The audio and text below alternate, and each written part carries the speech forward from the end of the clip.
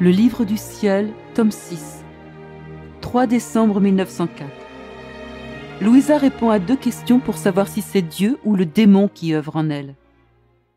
Poursuivant dans mon état habituel, je me suis trouvée hors de mon corps et jetée par terre en face du soleil dont les rayons me pénétraient à l'intérieur et à l'extérieur et me laissaient comme dans un état d'enchantement.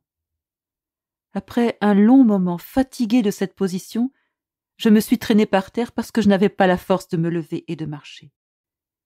Après m'être beaucoup fatiguée, une vierge est venue qui, me prenant par la main, me conduisit dans une chambre où se trouvait bébé Jésus dormant paisiblement sur un lit. Toute heureuse de l'avoir trouvé, je me suis placée tout près de lui, mais sans le réveiller. Après quelque temps, il se réveilla et se mit à marcher sur le lit. Alors, craignant qu'il disparaisse, je lui ai dit « Cher trésor, tu sais que tu es ma vie. De grâce, ne me quitte pas. » Il me dit « Établissons combien de fois je dois venir. » Je dis « Mon unique bien, que dis-tu? La vie est toujours nécessaire. Par conséquent, tu dois être toujours là, toujours ?» À ce moment, 2 prêtres vinrent et l'enfant se retira dans les bras de l'un d'eux en me donnant l'ordre de parler avec l'autre.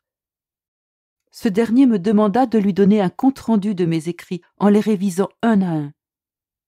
Toute craintive, je lui dis « Qui sait combien il y a d'erreurs ?» Alors, avec un affable sérieux, il me dit « Quoi? Des erreurs contre la loi chrétienne ?» Je répondis « Non, des erreurs de grammaire. » Il reprit « Cela n'est pas important. » En reprenant confiance, j'ajoutai « Je crains que tout soit illusion. » Me regardant en face, il me dit « Crois-tu que j'ai besoin de revoir tes écrits pour savoir si tu es illusionné ou non? En te posant 2 questions, je saurai si c'est Dieu ou si c'est le démon qui opère en toi.